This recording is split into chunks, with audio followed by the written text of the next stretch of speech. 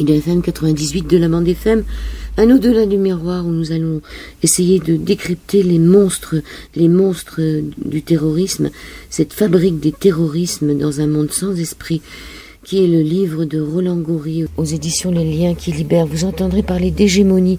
Sachez que l'hégémonie est simplement la domination sans partage. Bonne écoute à vous. Un entretien avec Roland Gori que nous avons déjà eu sur cette antenne il y a quelque temps au sujet de son livre La dignité de penser, mais aussi La fabrique des imposteurs. Et sa dernière parution, c'est Un monde sans esprit, la fabrique des terrorismes, aux éditions Les Liens qui libèrent. Roland Gori, bonjour. Bonjour. Bonjour. Donc vous êtes psychanalyste, que l'initiateur de l'appel des appels, que vous avez créé en 2008. En 2008-2009, oui. Nous, professionnels du soin, du travail social, de la justice, de l'éducation, de la recherche, de l'information, de la culture et de tous les secteurs dédiés au bien public, nous avons décidé de nous constituer en collectif national pour résister à la destruction volontaire et systématique de tout ce qui tisse le lien social. Réunis sous le nom d'Appel des appels, nous affirmons la nécessité de nous réapproprier une liberté de parole et de pensée bafouée par une société du mépris. Où est-ce que vous en êtes au niveau de cet appel des appels ? Écoutez, comme souvent dans une société, je dirais, très centrée sur le présent, très centrée sur la consommation, le spectacle et la mode, nous n'avons pas aujourd'hui le même écho médiatique, en tout cas, que nous avons eu en 2008-2009, où avec 90 000 signataires, nous avions à peu près tous les médias qui ont défilé pour des interviews ou des enquêtes ou des comptes rendus. Aujourd'hui, nous poursuivons un travail de profondeur, c'est-à-dire moins, si vous voulez, dans l'effet médiatique, pour aller vite, que dans des réunions, dans des publications, dans des journées d'études. Et donc, bien évidemment, nous sommes peut-être moins visibles médiatiquement, mais beaucoup plus engagés, je dirais, associativement et dans la réflexion. Donc, aujourd'hui, nous pouvons constater que près de 10 ans plus tard, le logiciel de gouvernement des humains n'a pas changé. Donc, par conséquent, nous ne sommes pas sortis, si vous voulez, d'une espèce de technicisation des professions de l'humain, des professions sociales, médicales, de recherche, d'enseignement, de justice, de culture, et que nous avons donc aujourd'hui toujours les mêmes problèmes, puisque les citoyens comme les peuples sont placés sous ce que j'appelle une curatelle technico-financière, c'est-à-dire une espèce de financiarisation généralisée de nos activités professionnelles, où ce qui compte, c'est une évaluation purement quantitative, formelle et procédurale, qui perd complètement de vue les finalités des métiers, comme soigner, comme éduquer, comme chercher, comme informer, qui avaient fondé ces professions et ces métiers. 10 ans plus tard, presque 10 ans plus tard, nous en sommes encore au point où l'appel des appels est plus que jamais d'actualité. Nous marchons gaillardement vers l'abîme par justement un désenchantement généralisé du monde, une espèce de technicisation en outrance qui transforme déjà les humains en robots avant même, je dirais, l'arrivée des nouvelles technologies. Oui. Alors, est-ce qu'il est encore important de le signer ? Il est bien sûr qu'il est important de signer appel des appels, mais il ne faut pas se contenter de le signer.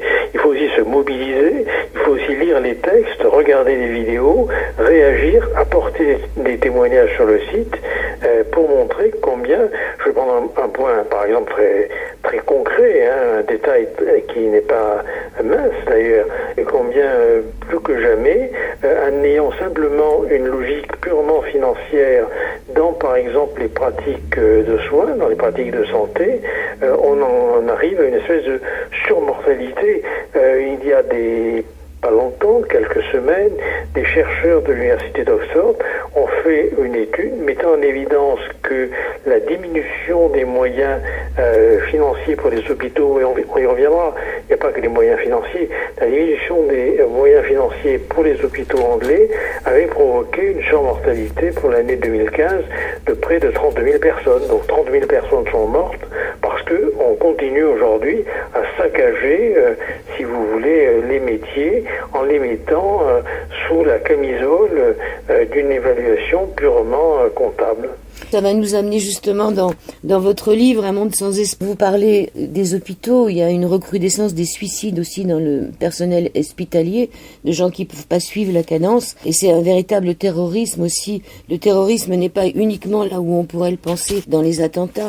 C'est un peu la thèse du livre. Il ne s'agit pas de ramener le terrorisme djihadiste, bien évidemment, simplement au néolibéralisme. C'est un malentendu pour ceux qui ont pu lire mon livre dans ce sens. C'est simplement une façon de dire qu'il y a une espèce de solidarité involontaire entre le nihilisme du néolibéralisme, qui ne tient pas compte de la personne humaine. Le nihilisme au sens vraiment d'un délire nihiliste sectorisé, c'est-à-dire, si vous voulez, ne pas du tout tenir compte de l'humanité de l'homme, ne pas du tout tenir compte des besoins humains et ne compter que sur le fonctionnement purement technique, purement économique, aboutissant à une espèce d'hégémonie quasiment religieuse de la technique et du marché. Donc là, ce nihilisme-là, il est très brutal. Il conduit effectivement les professionnels à des situations de souffrance extrême, puisque à la pénurie des moyens, à la pénurie des postes, s'ajoute aussi une espèce de disqualification des moyens de réfléchir sur ce que l'on fait et de partager en quelque sorte l'expérience que l'on a avec nos compagnons d'atelier, je dirais. Il y a également une brutalité qui opère dans le sens de la mise sous camisole également des professionnels, si vous voulez, qui perdent la dimension œuvrière, je dirais, de leur métier et qui sont contraints à des tâches de plus en plus standardisées, rationalisées, fragmentées, c'est-à-dire que le travail à la chaîne aujourd'hui ne concerne pas simplement le montage des pièces d'automobile. Le travail à la chaîne aujourd'hui, il a lieu dans les hôpitaux, il a lieu dans les tribunaux, il a lieu dans les laboratoires de recherche, il a lieu dans les établissements scolaires, il a lieu dans les salles de rédaction, c'est-à-dire il a lieu partout. Partout, il y a une espèce de normalisation abusive des gestes professionnels et qui produit effectivement un désespoir. Donc ce nihilisme qui fait que, en gros, comme le disait déjà la philosophe Simone Weil, nous sommes aujourd'hui purement géomètres devant la matière. Et elle ajoutait, les Grecs, eux, le furent dans l'apprentissage de la vertu. Donc si vous voulez, ce nihilisme-là, il fait l'impasse sur les besoins humains, que ce soit les besoins psychologiques, les besoins moraux, les besoins politiques, et il aboutit d'ailleurs à ce que l'espace symbolique qu'il y a entre les humains et qui s'actualise, qui se concrétise par des paroles, par des actions politiques, par des échanges, par, si vous voulez, des œuvres échangées, pas simplement des produits de consommation courante, et ben cet espace, si vous voulez, qui fait lien entre les humains, il se rétrécit comme peau de chagrin et il aboutit à ce que les individus de nos régimes démocratiques néolibéraux soient de plus en plus des individus isolés, des individus, si vous voulez, en déshérence, désaffiliés socialement.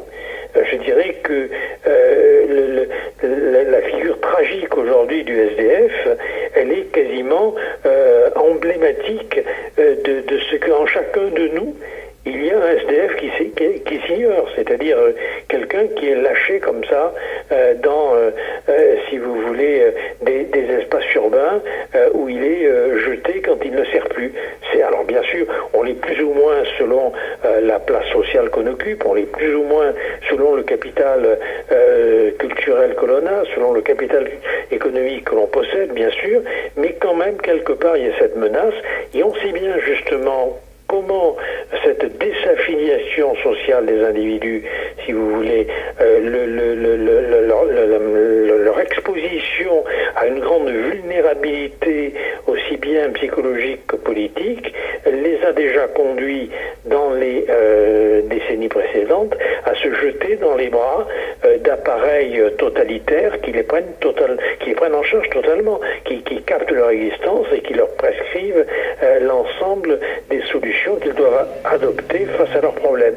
Alors avant c'était le fascisme, c'était le nazisme. Je pense qu'aujourd'hui, nous avons d'autres formes de fascisme. Je pense que le terrorisme djihadiste est une forme de fascisme, ce que j'appelle le théofascisme, hein, pour ne pas l'imputer simplement à la religion musulmane. Ça n'a pas, si vous voulez, un lien forcément avec la religion musulmane. Disons que partout, il y a ce risque de voir en quelque sorte de nouveaux fascismes émerger, prendre en charge les colères, les humiliations, les désespoirs d'individus qui sont esselés, qui sont désolés. C'est ce que la philosophe Hannah Arendt appelle la désolation, l'essolement. Vous voyez ?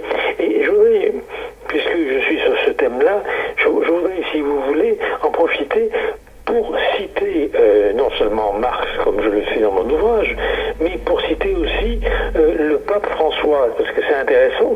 Je trouve que le pape François, d'une certaine manière, n'est-ce pas, il rejoint ma thèse, la thèse de mon ouvrage. Hein, je ne pense pas qu'il ait lu, mais pourtant, ce qu'il dit est très proche des thèses de l'ouvrage. En revenant des journées mondiales de la jeunesse, il a déclaré la chose suivante. On ne peut pas dire, ce n'est pas vrai et ce n'est pas juste, que l'islam soit terroriste. Le terrorisme est partout. Le terrorisme est aussi, je ne sais pas si je peux le dire car c'est un peu dangereux, mais le terrorisme grandit lorsqu'il n'y a pas d'autre option. Et au centre de l'économie mondiale, il y a le dieu argent et non la personne, l'homme et la femme. Voilà le premier terrorisme. Vous entendez? Voilà le premier terrorisme, c'est ce que dit le pape François. Ceci est un terrorisme de base, il ajoute, contre toute humanité. Nous devons y réfléchir. Je trouve que c'est très important parce que, en gros, il rejoint d'ailleurs une phrase célèbre de Jean Jaurès. Vous voyez, le pape rejoint un socialiste et rejoint ma thèse lorsque Jaurès disait, au fond du capitalisme, il y a la négation de l'homme. Je pense qu'avec le néolibéralisme, qui, comme vous le savez, est d'une certaine manière l'extension hyperbolique, si vous voulez, du capitalisme, qui fait que tous les problèmes sont traités uniquement avec la vision économique des choses, eh bien, on a cette négation absolue de la personne, et face à ce nihilisme-là, émergent d'autres formes de nihilisme, comme par exemple effectivement le nihilisme djihadiste qui considère que tout ce qui n'est pas musulman, salafiste, assujetti à l'État islamique est de la sous-humanité. Donc il y a aussi une négation, si vous voulez, chez les terroristes djihadistes de notre propre humanité. Je crois que c'est ça qui est absolument terrible. Alors comment est-ce qu'on peut se sortir de là? C'est quand même ça le problème.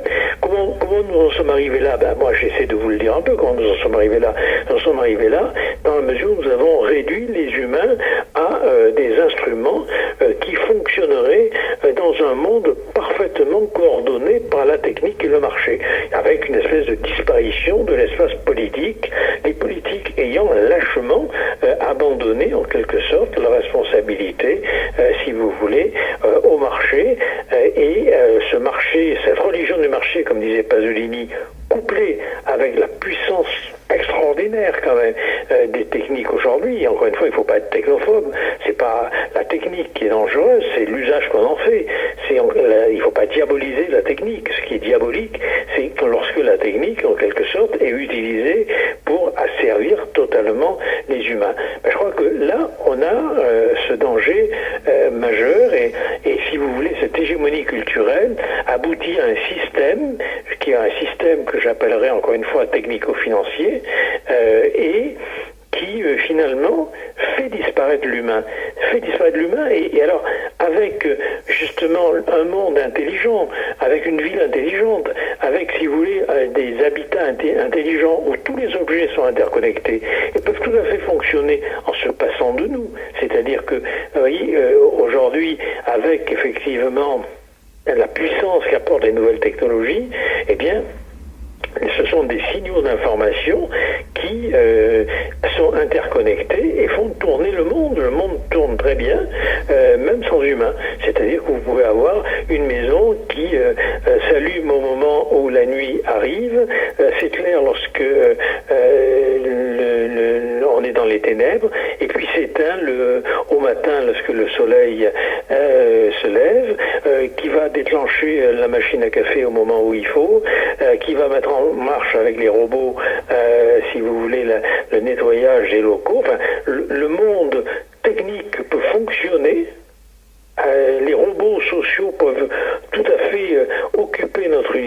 tout peut être connecté, mais il n'y a plus d'humain. Et d'ailleurs, la preuve, c'est qu'aujourd'hui, dans la manière de soigner, dans la manière d'aider, dans la manière justement de porter assistance, par exemple, aux personnes en difficulté, vous pouvez mettre des robots sociaux qui remplacent les humains ou des puces, si vous voulez, électroniques, et du coup, vous êtes connectés, même s'il n'y a plus de lien. Et le drame de aujourd'hui de notre monde, c'est d'être seuls ensemble. Nous sommes tous interconnectés, mais nous ne sommes plus liés. Alors, face à cela, face à ce monde, si vous voulez, qui se vide totalement de la chaleur humaine, et je recommande d'ailleurs mon ouvrage en citant Keynes, cet économiste qui disait déjà, nous serions capables d'éteindre le soleil et les étoiles parce qu'ils ne nous rapportent pas de dividendes. Je crois que le danger majeur, c'est qu'effectivement, demain, on peut avoir une espèce d'obsolescence de l'homme, comme disait déjà le philosophe allemand Gunther Anders, l'obsolescence de l'homme, l'homme disparaît, et le monde tourne, mais sans humain. Je crois que, si vous voulez, face à ça, aujourd'hui, face à cela, il y a bien évidemment l'émergence d'une crise. C'est-à-dire que c'est intolérable, et on a bien vu les différentes élections. Oui, alors justement, vous parlez de la crise, et vous dites que la crise, vous parlez de Gramsci, et vous dites que de la crise naissent les monstres. Oui, si vous voulez, il y a une phrase célèbre de Gramsci que je cite depuis des années, mais qui aujourd'hui est très à la mode. C'est lorsque Gramsci dit, n'est-ce pas, la crise, c'est lorsque le vieux monde tarde à mourir et que le nouveau monde tarde à naître. Dans ce clair-obscur naissent les monstres. Les monstres aujourd'hui, bien sûr, c'est les monstres terroristes dont j'ai parlé déjà, mais c'est aussi la montée des populismes, la montée de l'extrême droite, si vous voulez, la montée à nouveau du racisme, de l'antisémitisme, de l'islamophobie, etc. C'est la haine de la différence, la haine, justement, de la part d'humanité qu'il y a en chacun de nous. Et donc c'est là où il y a un danger majeur. Et d'une certaine façon, c'est ma thèse aussi dans l'ouvrage, face à cela, que ça nous plaise ou non, je dirais que le terrorisme islamiste, et non pas islamique, mais islamiste, ce terrorisme, si vous voulez, il appartient à notre civilisation. Il y a une très belle phrase de l'historien Marc Bloch qui disait que les hommes ressemblent davantage à leur époque qu'à leur père. Je crois qu'aujourd'hui, effectivement, là où nous en sommes, ça ressemble à notre civilisation. Oui, alors vous parliez des élections politiques quand je vous ai coupé. Qu'est-ce que vous pensez finalement de cette abstention massive ? Si vous voulez, cette abstention massive, elle témoigne à la fois du désespoir, de l'apathie et de la colère de citoyens qui ont été dupés tout au long de ces années par des gouvernements politiques qui n'ont pas tenu leurs promesses et qui ont été incapables de trouver des solutions concrètes à leur crise, à la crise de leur existence, à la crise, si vous voulez, de la société.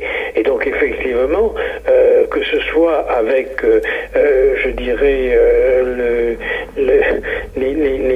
la droite énamourée du néolibéralisme ou la gauche molle promettant d'en finir avec l'adversaire que constituait la finance et finalement se plaçant à son service, il va de soi que les citoyens sont complètement, si vous voulez, écœurés, désespérés, déprimés, et donc ils le manifestent comme ça. Mais c'est pas lié qu'à la France, c'est pas uniquement lié au quinquennat précédent, à ce que nous avons connu. C'est vrai aussi dans d'autres régions de l'Europe, c'est vrai aussi outre-Atlantique, c'est vrai aussi, comme vous le savez, en Grande-Bretagne, enfin au Royaume-Uni. Les gens rejettent le système. Rejetant le système, ils rejettent peut-être le bébé avec l'eau du bain, c'est-à-dire ils rejettent, si vous voulez, les possibilités démocratiques de s'exprimer politiquement, alors que ce qu'ils rejettent, ce sont les conséquences sociales, psychologiques et politiques désastreuses du néolibéralisme tel qu'il a été mis en œuvre politiquement par ces grands criminels de civilisation qu'ont été Ronald Reagan et Margaret Thatcher.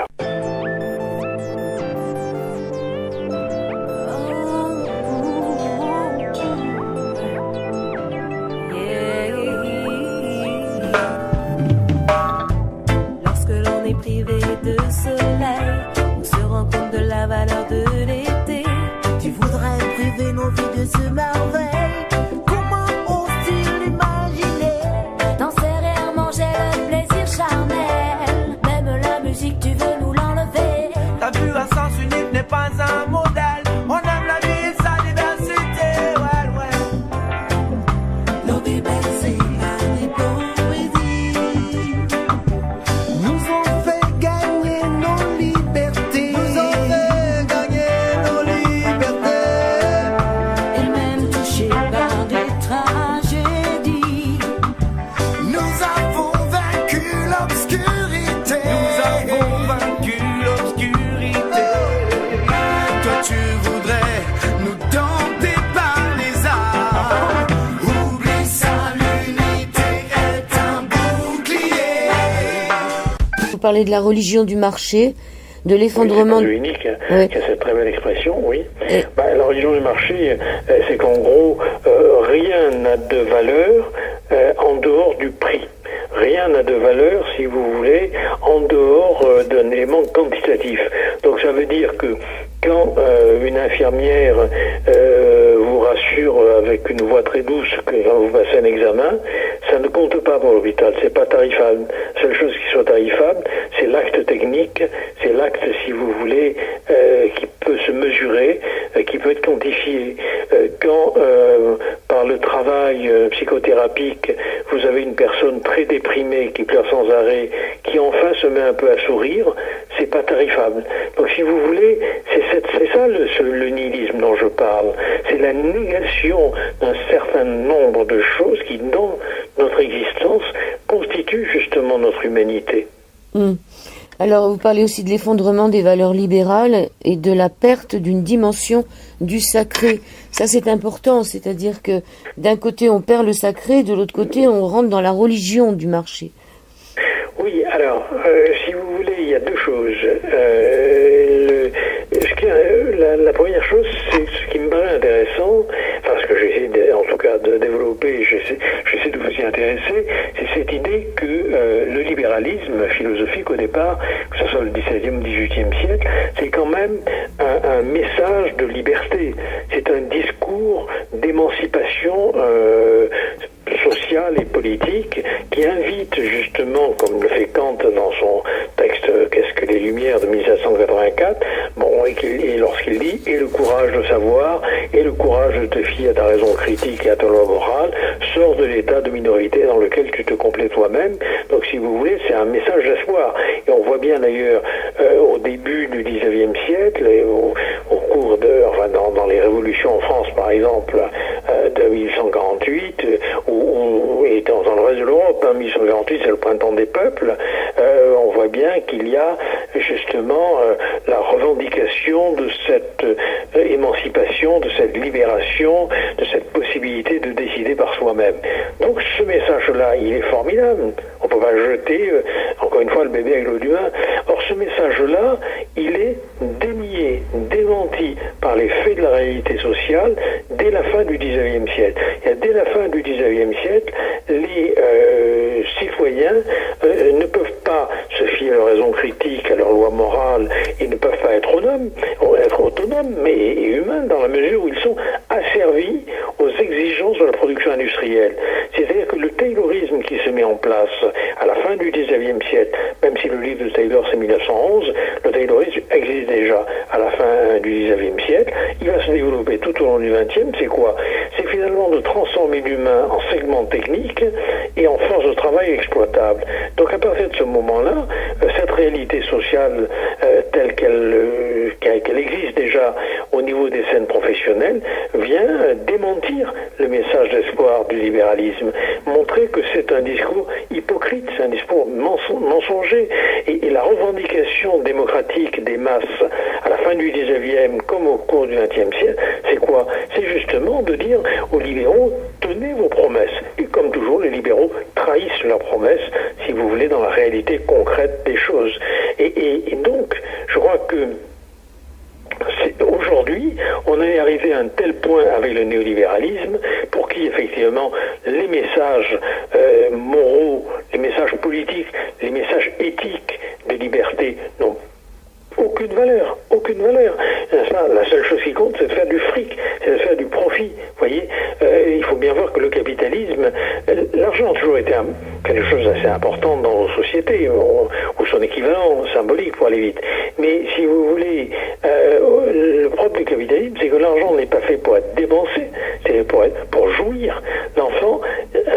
L'argent est fait pour être investi, c'est-à-dire pour apporter encore de l'argent. Donc l'argent devient sa propre finalité.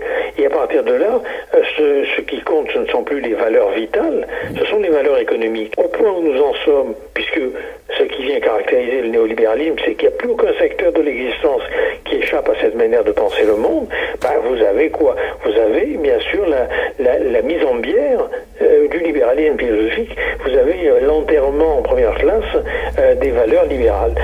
Alors, si vous voulez, comment sortir de là? Comment sortir, finalement, nous sommes pris entre le marteau et l'enclume, le marteau, je dirais, du terrorisme et l'enclume d'une vision nihiliste, purement économique du monde. Je crois qu'il faut voir du côté d'une réhabilitation de la culture, d'une réhabilitation de l'art, d'une réhabilitation de la parole, qui est d'ailleurs le propre même des régimes démocratiques. Or, aujourd'hui, la parole, on s'en passe, puisque justement, vous avez des protocoles d'évaluation qui vous prescrivent les actes que vous devez avoir, les comportements qui doivent être les vôtres. Donc, je crois qu'il faut casser ce système-là et essayer de mettre un peu d'oxygène, de mettre un peu d'air qui puisse rendre le monde respirable, et notamment par effectivement toute une réflexion et une action autour de la notion de liberté, de valeur, de parole, et donc forcément essayer de revisiter en quelque sorte notre conception, si vous voulez, des liens qui existent entre les humains. Alors effectivement, vous avez raison, ce qui veut dire d'une certaine manière que nous devons accepter de resacraliser le monde, réenchanter le monde. Alors, comme personnellement je ne suis pas religieux, je ne vais pas vous inviter à, si vous voulez, une conception religieuse du monde. Il y a une religion laïque qui me plaît beaucoup plus, qui est l'art, qui est la culture. Je crois que c'est ça qu'il faut jouer. C'est-à-dire, si vous voulez, il faut considérer que l'art ou la culture sont des religions laïques. On trouve d'ailleurs cette thèse chez Jaurès ou chez Camus, par exemple, et d'autres auteurs. C'est-à-dire qu'en gros, il faut du lien entre les humains. Ils en ont besoin pour vivre. L'humain est fondamentalement incomplet. Dès la naissance, il est vulnérable et incomplet. C'est à la fois son malheur et sa chance. Son malheur, parce que bien sûr, ça veut dire que s'il n'y a pas d'autre secourable à la naissance, il meurt. C'est sa chance dans la mesure où, ayant besoin des autres secourables, il va pouvoir nouer des relations qui vont être des relations de plus en plus symboliques et culturelles, ce qui va faire dire à Lévi-Strauss que la nature de l'homme, c'est sa culture. Donc si vous voulez, après, il faut réfléchir. C'est quoi la culture? C'est l'art. C'est quoi l'art? L'art, si vous voulez, c'est quelque part, l'art, il est pris, comme le dit le philosophe Walter Benjamin, entre deux pôles. Il est pris entre, d'une part, si vous voulez, le pôle d'exposition. Alors ça, c'est ce qui va devenir l'amour du beau, le spectacle, et qui peut se transformer en marchandise. Ça, c'est le marché de l'art, pour les trides, mais pas que le marché. En gros, c'est aussi, bien sûr, la beauté. Mais il n'y a pas que ça. Il y a aussi un autre pôle, nous dit Benjamin. Cet autre pôle, c'est le sacré. Le sacré, c'est l'incitation à un recueillement qui permet, en quelque sorte, d'augmenter sa puissance d'être. Et c'est cette dimension-là qui aujourd'hui est massacrée. Vous voyez, le recueillement, c'est extrêmement important. Par exemple, dans le recueillement, il y a quelque chose de l'ordre de la magie. Il y a quelque chose de l'ordre, si vous voulez, d'une expérience spirituelle qui transforme le monde et qui transforme la relation que nous avons avec le monde. Alors, par exemple, c'est Benjamin qui donne cet exemple. Lorsqu'il dit nos ancêtres préhistoriques qui peignaient sur les grottes, sur les parois des grottes, comme la grotte de Lascaux par exemple, eh bien ces peintures pariétales, elles n'avaient pas simplement une fonction d'exposition de beauté, de plaisir esthétique, elles avaient également une fonction magique d'efficacité symbolique. Elles devaient produire une meilleure chasse, c'est-à-dire elles devaient permettre, si vous voulez, qu'on puisse ramener davantage de nourriture. Donc, c'est cette dimension-là à laquelle on ne croit plus. Nous sommes devenus abominablement réalistes. Et devenant abominablement réalistes, nous perdons quelque part, si vous voulez, ce qui fonde la morale, ce qui fonde la politique, ce qui fonde la subjectivité humaine. C'est ça le danger. On va revenir un peu sur cette fabrique des terroristes. Vous dites, si nous nous sentons en insécurité, nous sommes prêts à renoncer à nos libertés et à les offrir à quelqu'un qui nous garantit la sécurité. Nous sommes défiés donc dans ce monde entre perdre notre vie ou notre liberté ou les deux. Dans les deux cas, on est perdant. Et si vous voulez, moi je ne vais pas condamner toutes les mesures sécuritaires. Je ne suis pas capable de vous dire si elles sont nécessaires ou pas. Je peux simplement affirmer une chose, c'est qu'elles sont insuffisantes. Elles sont des mesures palliatives à l'insécurité. Il n'y a pas que l'insécurité produite par le terrorisme, il y a une insécurité sociale, par exemple, qui existe aussi, et qu'on va aggraver d'ailleurs par un certain nombre de mesures législatives aujourd'hui. Si vous voulez, ces mesures sont des mesures techniques, sont des mesures militaires, policières, procédurales. On est toujours dans la solution technicienne. Mais la sécurité, c'est une question de confiance. La sécurité, c'est une question de lien social. La sécurité, si vous voulez, c'est aussi le rapport à l'autre. Et ça, on s'en occupe pas. C'est-à-dire qu'on va accroître le nombre de policiers ou de militaires, pourquoi pas, si c'est nécessaire, j'ai rien contre. Mais si vous voulez, la sécurité qui est produite par la relation humaine, on n'en a rien à faire. Et c'est là où c'est absolument dramatique. C'est un problème énorme. Il faudrait aussi s'interroger sur la sécurité qui serait produite par une conception humaniste de l'éducation, par une conception humaniste, si vous voulez, de l'information, par une conception humaniste du soin, par une conception humaniste de la culture.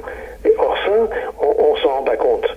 Une fois de plus, on a simplement des chiffres à courte vue et on ne tient pas compte de ce qui, au long terme, produit de la sécurité. Vous savez, je suis très concret.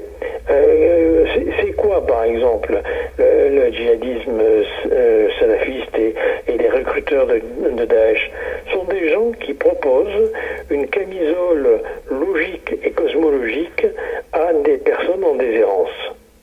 Soit parce qu'elles sont dans le chaos des géopolitiques, des maladresses qu'on a pu commettre au Moyen-Orient et ailleurs, soit parce qu'elles sont dans le chaos, si vous voulez, d'une société dérégulée, ou dans le chaos, encore une fois, de banlieues qu'on a laissées à l'abandon, de territoires désertés par la République. Donc en gros, on offre, en ne se préoccupant pas de l'aide sociale, de l'aide éducative, de l'aide médicale, de la culture, en ne se préoccupant pas, si vous voulez, des liens sociaux, des liens symboliques, on a laissé le monde commun aux humains passer à la trappe, et du coup, effectivement, ces gens paumés, ils ont besoin qu'on leur offre une manière cohérente de vivre le monde et de donner un sens à aux événements qu'ils traversent. Bien sûr, comme le font les sectes, ça peut être totalement des illusions fallacieuses et dangereuses, mais il n'empêche elles prennent racine parce que justement les gens sont déracinés, je dirais. Vous voyez, c'est le terme même de radicalisation, bien sûr. Donc, c'est ça le problème majeur. Il faut repenser quelque part, effectivement, notre manière d'être ensemble. Et je crois que, souvenez-vous, d'ailleurs c'est pour ça que j'appelais mon livre Un monde sans esprit, souvenez-vous de la phrase justement de Marx à propos de la religion comme opium du peuple. C'est intéressant qu'il pose, opium du tout le monde se souvient de cette phrase, c'est pas le plus important, mais ce qui est intéressant c'est qu'il compare la religion à un opium. Et il dit quoi? Il dit, Marx, la misère religieuse est d'une part l'expression de la misère réelle et d'autre part la protestation contre la misère réelle. La religion est le soupir de la créature accablée par le malheur, l'âme d'un monde sans cœur, de même que les esprits d'une époque sans esprit, c'est l'opinion du peuple. Si vous voulez, on voit bien comment, effectivement, les différentes sectes terroristes, ou bien extrémistes, encore une fois, peuvent dealer avec le stupéfiant d'idéologies perverses et dangereuses. Finalement, vous savez, les petits délinquants qui sont passés du trafic dans les banlieues aux tueries terroristes, ils ont simplement changé de cam.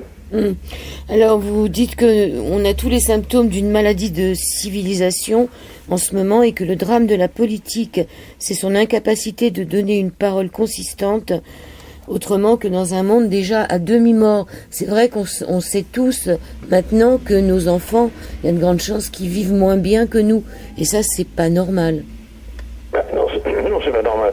Il faut relire les éditoriaux de Camus dans le journal Combat en novembre 1946. Il a un très beau, toute une série d'éditoriaux qu'il place sous l'emblème de le siècle de la peur. Novembre 1946, c'est après bien sûr Hiroshima, et donc ce texte est très beau. Il montre bien que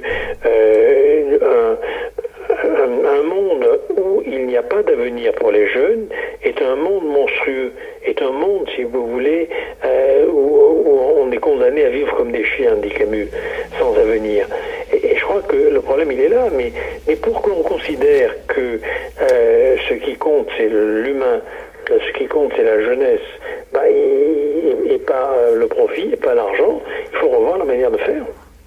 Et si vous voulez, pour revenir à la question des élections évoquées tout à l'heure, on voit bien comment le rejet, par exemple aux États-Unis d'Hillary Clinton et l'élection de Trump, ou bien dans d'autres pays d'Europe centrale, la montée des nationalismes, ou bien encore à proximité du pouvoir en Autriche de l'extrême droite, ou en France l'élection par exemple de Macron, on voit bien que tous ces résultats procèdent d'un rejet du système. Je veux dire, on a bien vu au niveau des élections législatives, je pensais à ce qu'avait dit très justement Plenel. C'est assez amusant qu'Edwy Plenel ait dit la même chose que ce que j'avais dit la veille à ma femme, c'est-à-dire que, parce qu'il a dit, on aurait mis un panneau en marche à un âne, il aurait été élu. Et c'est amusant parce que quand j'ai découvert ça dans Mediapart, c'était mot pour mot ce que j'avais dit la veille à ma femme. Bon, je ferme la parenthèse. Mais si vous voulez, c'est intéressant parce qu'en gros, ça montre quoi? Ça montre que les gens ne veulent plus de cette politique néolibérale qui a été fabriquée par les économistes de l'école de Chicago dans les années 60-70, qui a été ensuite mise en place dans les années 80 aux États-Unis, par Ronald Reagan, et qui s'est poursuivie, qui s'est diffusée au Royaume-Uni et en Europe dans les années 90. Elle incarnait beaucoup trop justement la politique de son mari, qui lui avait converti quand même le parti, Bill Clinton avait converti le parti démocrate aux valeurs néolibérales qui jusque-là étaient l'apanage du parti conservateur, voyez. Et donc elle a été battue parce qu'elle représentait justement cette conversion d'une culture démocratique vers le néolibéralisme. Je pense que c'est ce qui a fait que quelqu'un comme Donald Trump a pu être élu.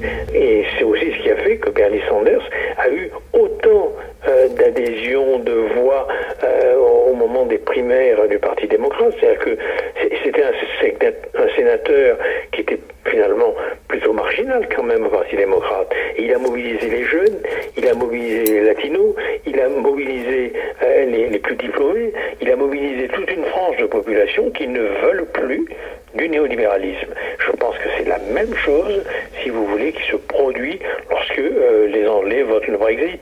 Ils n'ont pas envie forcément de sortir de l'Europe, mais ils ne veulent plus de cette politique à la fois technocratique et féroce imposée par les serviteurs de la plutocratie bruxelloise, enfin européenne. Et je crois que Macron a su jouer très habilement d'une ambiguïté par l'exploitation, un fonds de commerce à ce désir qu'on change de système. Même s'il a été élu sur la base de l'antisystème, il est lui un produit du système et il risque, sauf à changer de cap, de s'en faire le gérant loyal. Des stratégies bassement organisées nous mettent à un monde version unique. Tactique le diviser pour mieux régner. Pinceau rougeant, plaignant le décor. Je tire en rafale visant nos cœurs blessés. Dans l'oreille chacal il bat encore plus fort. À l'unisson contre ta haine démesurée. Faisant tomber tes murs, tes murs. Tu espères pouvoir détruire nos vies. Et à coup de mots, nous séparer. Et encore le monde nous séparer. Croyants ou athées, nous serons unis.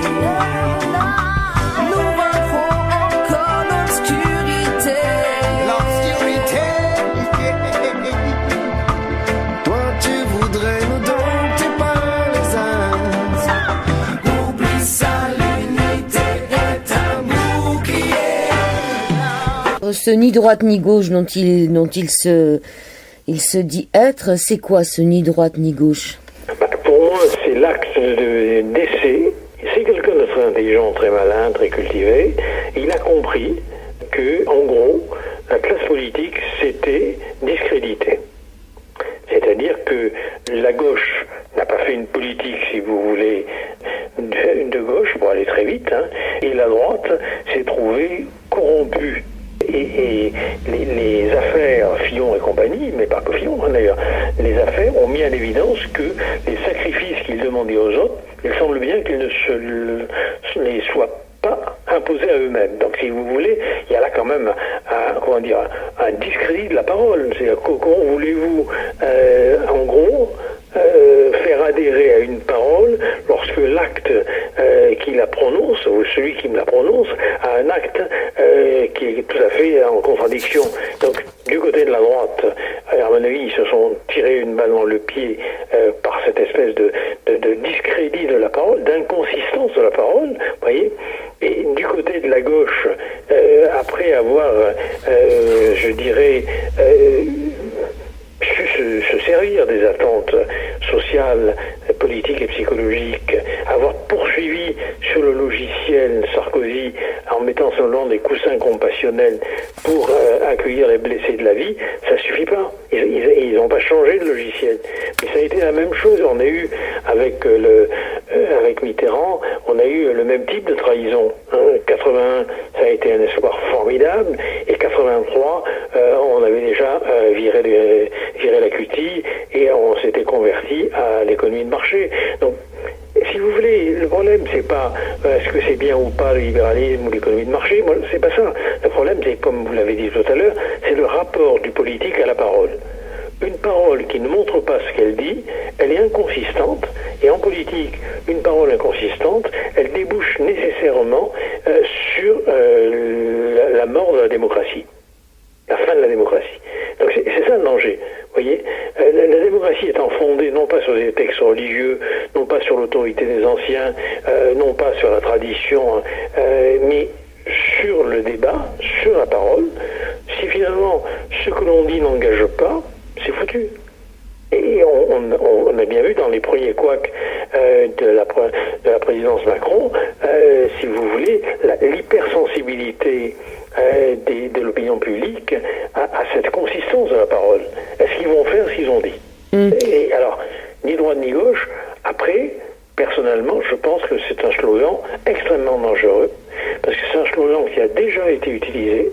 Il a déjà été utilisé, notamment du temps du fascisme, qui se voulait ni de droite ni de gauche. Il y a un très bon livre de Ziv Sternel, historien israélien, qui s'appelle Ni droite ni gauche, et c'est un spécialiste justement des mouvements fascistes, qui montre que ni droite ni gauche, ça aboutit à une forme de populisme. Alors, je vous dis pas du tout, c'est pas le cas, hein, que Macron est en marche, c'est du côté du fascisme, c'est pas ça. Mais en tout cas, il y a certainement dans ce slogan un relent de populisme qui surfe sur le désir de rejeter le système tel qu'il est. Votre livre parle de la désacralisation du monde, du désenchantement du monde. Le terrorisme s'étend sur la totalité du monde aussi, et c'est ce déchirement tragique d'appartenir à la classe moyenne, ce qui risque le plus dans ce terrorisme. Alors comment remettre la parole citoyenne au cœur de la cité, puisqu'il semblerait que ce soit à peu près la seule chose, puisqu'on est en train de perdre la démocratie. Comment va-t-on être capable d'inventer un autre discours pour dire le monde et de proposer une alternative ? Bien sûr, je suis pas sûr que ce soit les classes moyennes qui soient les plus exposées. Je crois que ce sont celles qui sont les plus sensibles. C'est comme ça s'est déjà produit au moment de la montée du nazisme, par exemple en Allemagne. C'est-à-dire que si vous voulez, et j'y fais allusion dans mon livre, il y a eu des travaux de quelqu'un comme Siegfried Kracauer ou bien les analyses de la philosophe Simone Weil qui mettent en évidence que dans les années 30, les employés, les classes moyennes se trouvent étirés tragiquement entre leur aspiration qu'on pourrait appeler méritocratique, d'appartenir à la classe dominante, et puis la réalité sociale qui les disqualifie et les prolétarise. Et donc, dans cette déchirure tragique entre les illusions sociales, si vous voulez, les promesses sociales du libéralisme et du capitalisme méritocratique, et d'autre part, la réalité d'une disqualification produite par des changements, notamment dans la nature des métiers, les conduit à être en colère, les conduit à être désespérés et à voir donc dans les nouvelles opportunités qu'offre le discours hitlérien, par exemple, quelque chose qui va les faire revenir comme avant. Les faire revenir comme avant, c'est quasiment le slogan, si vous vous souvenez, de Trump. C'est-à-dire que le danger majeur, c'est que les classes moyennes veulent revenir comme avant. Et voulant revenir comme avant, elles vont se jeter dans les bras des politiques qui leur promettent ça. Et le danger, il est là, à mon avis. Alors, ça ne veut pas dire que ce sont celles qui souffrent le plus, parce que je pense que, si vous voulez, ceux qui souffrent le plus sont toujours les plus précaires, les moins diplômés, les plus pauvres, en capital symbolique ou en capital économique. Mais, en tout cas, les plus dangereuses politiquement parlant, ce sont certainement les classes moyennes qui, effectivement, déçues des promesses non tenues par le système démocratique libéral, sont prêts à se jeter dans les bras de n'importe quel dictateur plus ou moins violent. Alors par contre, vous parlez de Montesquieu dans votre livre, et vous parlez de Montesquieu en disant que il disait que le libéralisme, on peut dire, était la seule façon de ne pas être soumis à la valeur du despote. Ça veut dire qu'on serait même plus dans une société libérale ? Voilà, mais c'est ça ma thèse. C'est que vous avez tout à fait raison de souligner ce point. Si vous voulez, Montesquieu montre bien, c'est quand même lui, pour moi, le philosophe du régime libéral. Et je crois que c'est pas un hasard s'il est largement cité, repéré par les fondateurs de la démocratie américaine, de la révolution américaine. C'est-à-dire, c'est lui qui va dire que c'est la séparation des pouvoirs, c'est la coordination des pouvoirs, c'est en quelque sorte la tolérance, c'est justement la garantie des institutions qui vient protéger de l'arbitraire et du caprice du despote qui peut finalement exposer en permanence les citoyens à la terreur, à la peur, au régime défini par sa volonté.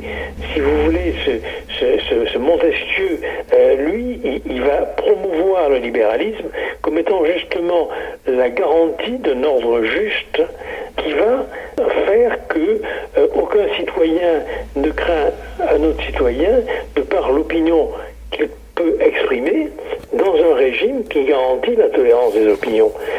Donc, c'est pas le Léviathan de Hobbes, c'est pas la bête monstrueuse qui fait peur, au contraire, c'est l'utilisation du libéralisme comme ce qui vient faire objection à la terreur en garantissant la sécurité aux citoyens.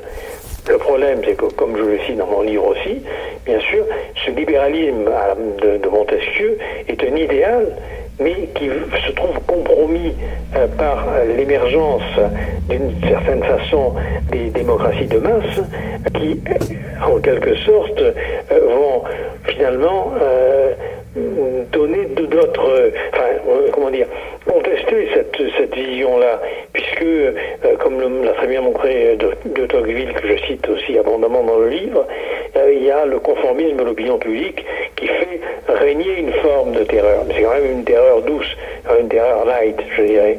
Le danger, effectivement, c'est qu'aujourd'hui, que ce soit par le défi que lancent les terroristes, parce qu'à mon avis, ils nous atteignent justement au niveau du ventre mou des démocraties libérales, puisque lorsque l'exception devient la règle, avec les mesures sécuritaires, alors à ce moment-là, justement, cette fameuse liberté dont Montesquieu fait la promotion et l'éloge, elle est réduite.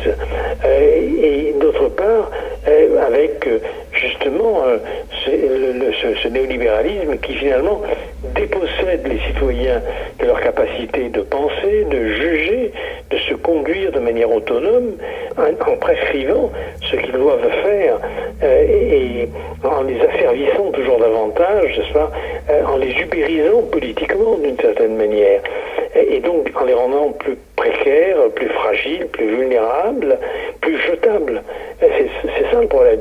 Donc je pense qu'effectivement, face à ces deux formes de terrorisme, le terrorisme néolibéral et le terrorisme djihadiste, face à ces deux formes de terrorisme, qui sont deux formes, à mon avis, de nihilisme, eh bien, il est urgent de retrouver le champ spécifique du politique, c'est-à-dire effectivement du débat démocratique, de la parole, de la possibilité de prendre du temps pour se parler, pour décider ensemble. Là, on parlait donc d'un sentiment d'insécurité. Où pourrait être maintenant un sentiment de sécurité dans le monde qu'on vit? Est-ce que ça serait dans les mesures sécuritaires qui sont policières? Est-ce que ça serait dans le lien social? C'est ce que vous vous posez comme question dans votre livre. Et vous dites, si je suis quelque part, la présence de l'autre me rassure, alors que là, on est en train plus ou moins de vivre dans un monde où l'autre est notre ennemi. Oui, non, c'est pour ça que je dirais que votre question contient sa réponse. Pour moi, qu'il y ait des mesures sécuritaires pour pas qu'on soit tué, ça me paraît tout à fait opportun. Hein. J'ai rien contre. Je veux dire, je ne suis pas d'un angélisme naïf. Hein. Donc, c'est pas le problème. Simplement, c'est traiter le symptôme, c'est pas traiter la nature du mal. La nature du mal, c'est aujourd'hui, la connexion ne suffit plus, il faut aussi la relation. Donc pour qu'il y ait de la relation, il faut changer nos manières de travailler, il faut changer nos manières de vivre. Et donc par conséquent, faciliter des lieux d'échange, de débat, des lieux de présence. Et il faut que l'autre, effectivement, ne soit plus mon ennemi ou mon concurrent. Parce que finalement, la notion de concurrent, de compétition, n'est que la forme euphémisée, d'une certaine, allégée, finalement, de l'ennemi. Donc à partir de ce moment-là, il faut qu'on trouve d'autres moyens. Et peut-être on peut, si vous êtes d'accord, terminer peut-être l'entretien un peu là-dessus. C'est-à-dire que je pense que c'est l'art qui incontestablement est un peu l'éclaireur, celui qui donne l'alerte. Or, l'art aujourd'hui, il est pris dans une logique mercantile, il est pris dans une logique de marchandisation, alors que c'est vraiment vital. Il doit être l'occasion de nouer des liens ensemble. Il y a une phrase que je cite dans le livre de Simone Veil, je peux peut-être vous la lire, qui dit « La poésie est un luxe pour les autres conditions sociales. Le peuple a besoin de poésie comme de pain. Non pas la poésie enfermée dans les mots, celle-là par elle-même ne peut lui être d'aucun usage. Il a besoin que la substance quotidienne de sa vie soit elle-même poésie. » C'est ce point qui me paraît important, c'est que, en gros, il faut que nous puissions trouver, ça peut paraître pourtant secondaire, mais il faut que nous puissions trouver une manière poétique de vivre ensemble. Et je crois que c'est là où je donne une importance considérable à l'art, et à condition, là encore, d'entendre que l'art n'est pas simplement les œuvres, les tableaux, les sculptures, la littérature. L'art, c'est aussi une manière de vivre. Hein. Et c'est d'ailleurs Benjamin qui avait insister aussi là-dessus. Gramsci aussi, pour lui, quand il dit que la culture et la politique c'est pareil, pour Gramsci, mais Tolstoï, que je cite aussi dans le livre, j'en parle beaucoup, l'art c'est aussi les perceuses, la manière de s'adresser aux autres, la manière de vivre ensemble, nos manières de nous civiliser. Je terminerai par une phrase de Foucault qui dit bien, à mon avis, ce que j'essaie de découper un peu en pointillés, là, lorsqu'il dit, en réponse à des étudiants de Berkeley, Foucault dit « Ce qui m'étonne, c'est le fait que dans notre société, l'art est devenu quelque chose qui n'est en rapport qu'avec des objets et non pas avec des individus ou avec la vie. Et aussi que l'art est un domaine spécialisé, fait par des experts qui sont des artistes. Mais la vie de tout individu ne pourrait-elle pas être une œuvre d'art ? Pourquoi une lampe ou une maison sont-ils des objets d'art et non pas notre vie ? Si vous voulez, pour moi, c'est vraiment ça l'essentiel. C'est-à-dire que nous avons à repenser les manières de donner le monde. Je ne suis pas pour la suppression de l'économie ni de la finance, c'est pas ça le problème. Je suis pour qu'il n'y ait pas une espèce de monolinguisme pour donner le monde. Il faut que nous puissions donner le monde de manière polyglotte, c'est-à-dire avec le langage de l'économie, avec le langage de la poésie, avec le langage de la politique, avec le langage, si vous voulez, de la culture, etc. Il faut que nous puissions parler le monde entre nous de différentes façons et pas simplement avec une vision économique du monde. Oui, vous voulez qu'on reconstruise ou qu'on construise un pacte d'humanité, ce serait... C'est ça, c'est le début de mon livre, face, je dis, au pacte de stabilité qui a placé quand même tous les peuples et les gouvernements sous tutelle budgétaire, puisque ça a été fait pour complaire à l'Allemagne qui avait peur que les autres pays européens laissent filer leur déficit. Bon, face à cette camisole budgétaire folle, Hollande a proposé un pacte de sécurité, mais ça ne va pas y avoir grand-chose. Moi, je pense que quelque chose d'important serait du côté du pacte d'humanité. Je vous remercie, Roland Goury. Un monde sans esprit, la fabrique des terrorismes, est publié comme tous vos autres livres dans Les liens qui libèrent. Très bel été sur l'antenne d'IDFM, sur le 98 de la bande FM.